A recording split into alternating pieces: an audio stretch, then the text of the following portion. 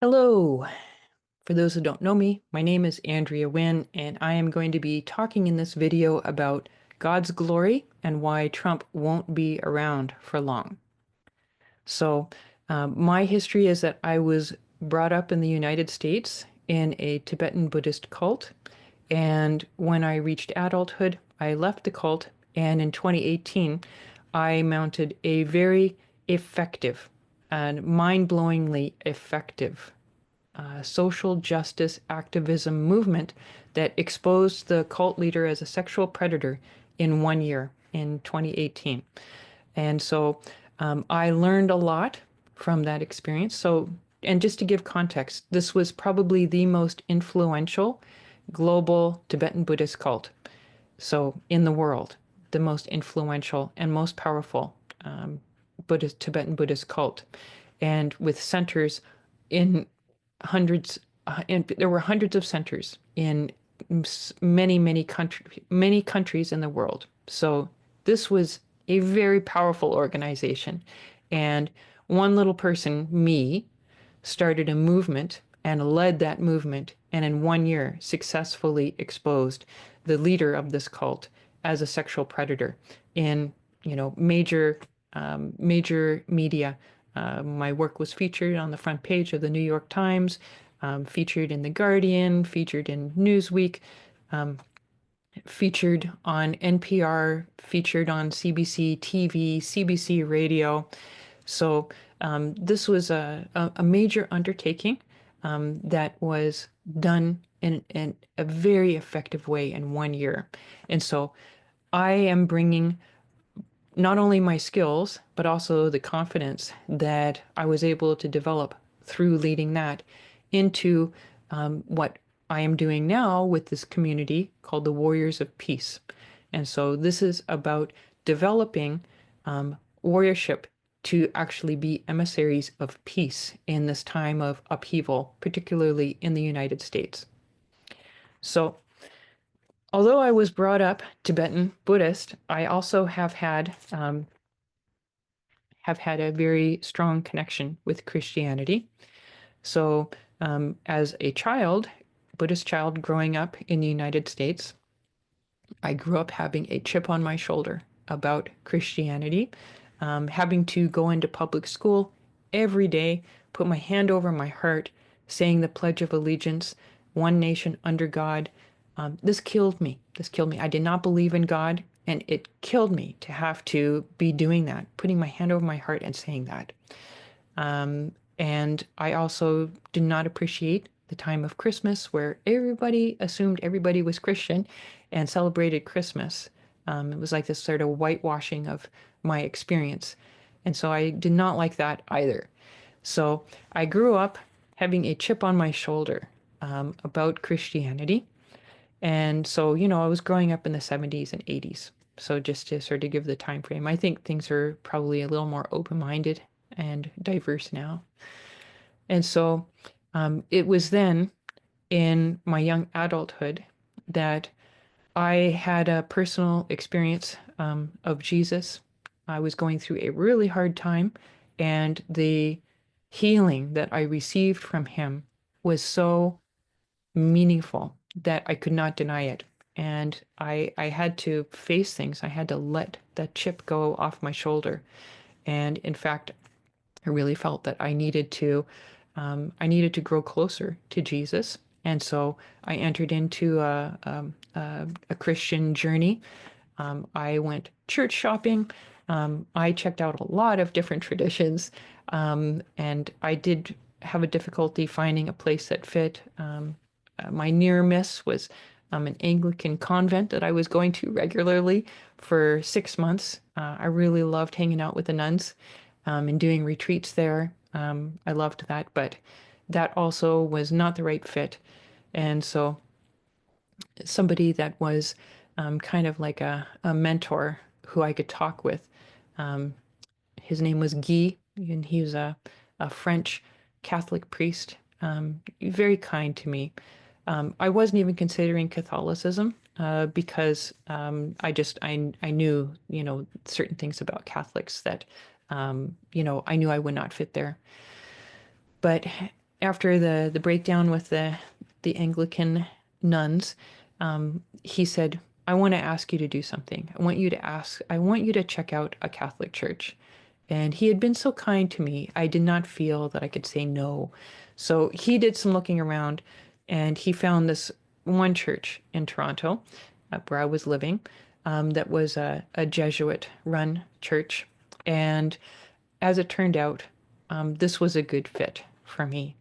I went through their 1 year sort of baptism preparation education program, and they even had I'm lesbian. They had an LGBT mass that I was able to attend, so I was also able to connect with LGBT community there, and so I very joyfully received baptism. It was really one of the most joyful experiences of my life. And after being baptized, all of a sudden, this desire and skill with singing emerged in me. Literally, right after I was baptized, I was singing in every mass that I attended. I think, like I was with the Catholics like regularly, I think for like 4 years. And really, I could count on one hand how many masses I attended where I did not sing in the choir. I was always singing in the choir. And, I was singing psalms and all kinds of things. Like this ability and this joy in singing really came out in me with my Christian journey. And so, as part of my Christian journey, I also attended a Jesuit college, Regis College, for 2 years, and got formal education in the New Testament, the Old Testament, as well as Jesuit reflection practices such as the horizon analysis, which I introduced to this community a few weeks ago. So I want to share that I have strong roots in Christianity through very in-depth embracing of Christianity for a number of years.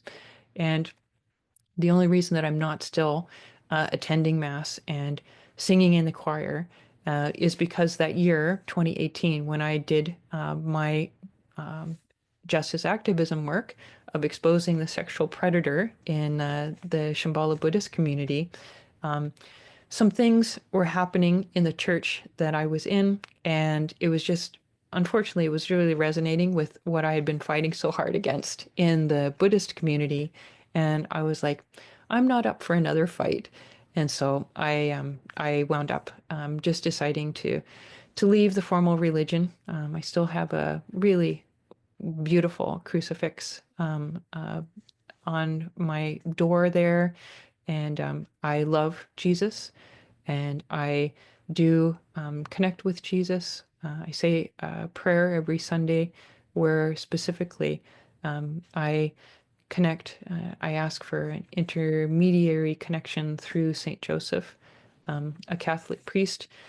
And it's actually interesting. When I was starting to do Buddhist Project Sunshine, I was like just like literally shaking in my boots about what I was going to do. And so I asked the priest at the church where I was singing if he would like give me like an anointment. Like I was just thinking about, the stories in the Bible. And I was like, I need an anointment.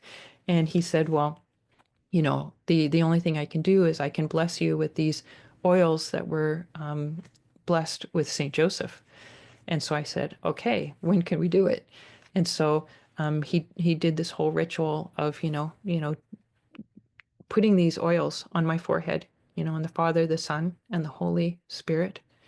And I know that that was incredibly helpful for me to be able to do what I did with Buddhist Project Sunshine and exposing the cult leader. So, in fact, before I left Toronto, he met with me and he gave me 2 bottles of these oils that were blessed with Saint Joseph, and he taught me how to bless other people the way that he had blessed me, and so I have at various times offered and people have accepted for me to bless them, and with these oils of Saint Joseph. So I have had a very powerful connection with Christianity. And I want the people in this Warrior of Peace community to know that um, I am I am a baptized Catholic, and I have a lot of respect for the good parts of Christianity. I know that there's a great mystical tradition behind so many things within Christianity, and I'm fascinated by them. I love the Psalms. I love the Old Testament. I have had amazing clients who are Christian. I have had amazing clients who are Jewish. And because I work with people in a spiritual leadership coaching, we bring their spirituality into the work, and it's powerful. So I have great love and respect for Christians and Jewish people, people who believe in God. So it's been quite a transformation since my childhood when I had a chip on my shoulder. So I felt like I needed to share my personal connection with Christianity so that people who know me as Buddhist understand I am Christian as well. So I would like to start by talking about God's glory.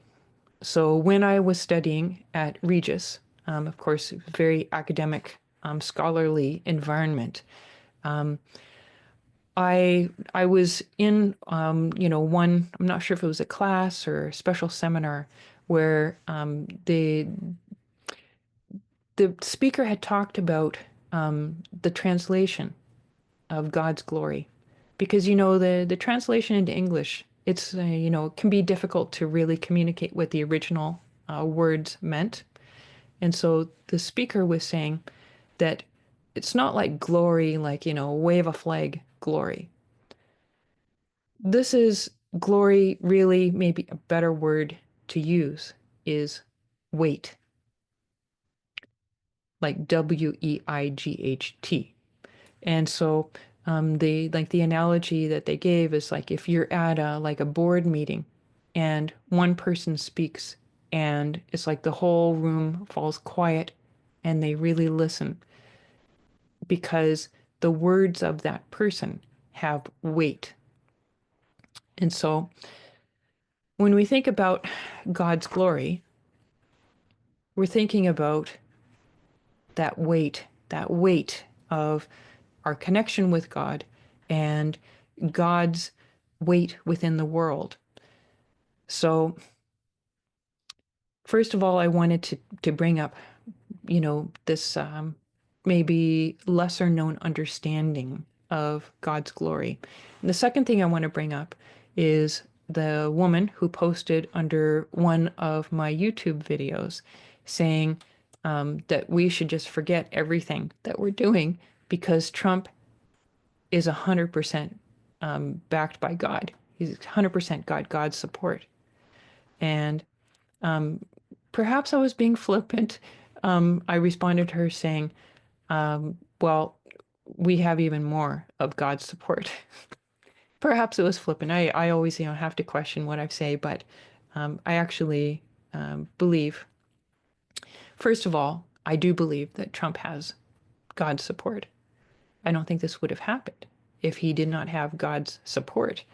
Um, and as we know, that, if we think in terms of parents, sometimes parents have to bring tough love for their kids to really grow. And I feel that Trump is a major dose of tough love from God, if you believe in God, um, that this is, you can no longer hide out in, safe bureaucratic spaces. I am thrusting you into the wilderness with this red-haired man who is a lunatic. And, perhaps even God even put a veil over, the eyes and the hearts of so many Americans to vote for Trump. But I agree with the woman that I do believe that Trump had God's support to get to where he is and to be able to create an environment that demands so much change that we don't have a choice of going back. It's like, if you're being born, you don't have a choice of going back into the womb. The only way forward is through that birth canal. And I feel like that is what God has given us in Trump being the president of the United States, which not only affects people in the United States, it affects everyone in the world. The US is arguably the most powerful nation in the world, has a lot of influence, and the leader of that nation is he is he is certifiably um, you know mentally ill. So this affects the whole world and it does need to be taken seriously. And what we are looking at is how do we how do we move through this birth canal, this tough love birth canal? How do we move through? Do we raise our fists? Do we, you know, um, do we make, angry, angry posts on social media? Um, like how do we make it through this birth canal?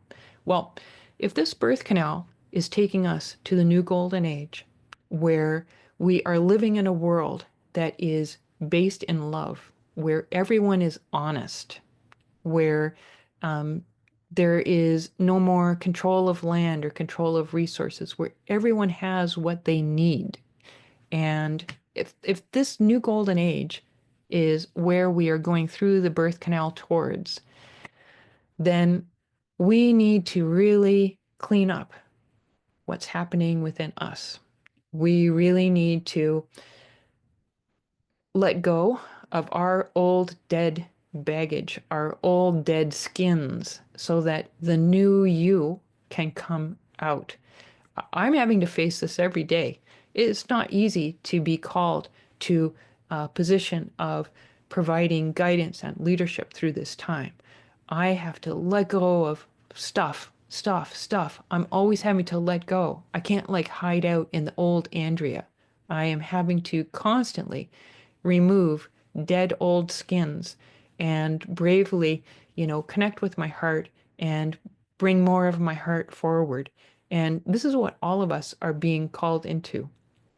Yes, technically, you still have the opportunity to be an ostrich and poke your head into the sand and try to pretend that nothing's happening. But, especially for people in the United States, it's going to get harder and harder to not be affected by what's happening in the outer environment.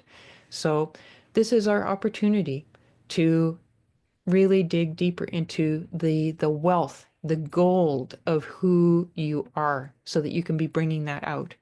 And really, I think even though we're attached to the old ways that we've been, really, it feels better to be letting the old go and to allow what's really in your heart, really the power within you, to allow that to emerge more and more.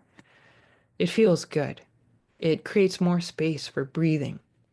And so when we think about God's glory, where do you think that He is wanting all of us to go? He is wanting us to move through this birth canal into the new golden age. And so we are having to strip ourselves of everything that does not belong in that new golden age. And as individuals, as communities, as societies, as countries, we are having to strip all of the old away so that we can emerge into this new golden age. And so each of us, the person that we have to immediately work with is ourselves. And so we need to be embracing the times of quiet, the times of reflection, and looking at how to let go of what no longer fits, like the old shoe. Maybe we loved that shoe, but if the shoe doesn't fit anymore, we need to be ready to let it go and really come in more deeply and beautifully to who you really are. And that, my friends, is the source of God's glory. For you to have that weight to be able to bring yourself into a room and for the room to be just to go quiet because the power of your presence comes into that room. That God's glory comes from the stripping away of the old and really coming in to the beautiful person that you are because it has power, it has weight, it has glory. So, this is what I wanted to share in this video today. I hope that it inspires you to come more deeply into who you are and to let go of things that you no longer are so that you can really be an emissary of God's glory in this powerful, transformative time. And I absolutely promise you, Trump's going to have to change a lot if he's ever going to make it into the new golden age. So I'm not exactly seeing that as a possible timeline for him, but I would love to be proven wrong. I would love to see him be able to transform into a loving human being who is grounded and honest. I have to say the word again, loving. I would love to see that transformation in him. But given my not seeing that possibility at this time, I do not believe that he is going to be around as president for long.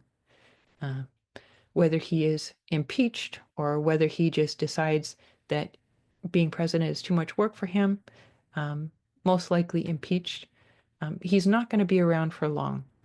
So I encourage you to really, stay connected with your heart and have mindful limits about the news. It's not helpful to be drowning yourself in the news all the time. You really need to have those spaces of quiet where you can really listen to your own heart so that your heart can guide you forward in what you need to let go of and what you need to start allowing to come out of your heart and maybe out of your mouth. So I'm going to close with that. And I am giving a live online empowerment event. It's free on March the 2nd, Warriors of Peace Training 101. And warmly welcome anybody that would like to come check it out. It'll be an opportunity for us to come together as a community together in a Zoom room. And I am going to be passing on empowerment from the work that I did with Buddhist Project Sunshine, and as well what I'm learning from doing this now. I really look forward to that being a turning point event for all of us and for this community. So I am sending every blessing from my home to yours, from my heart to yours, and I look forward to seeing you again soon.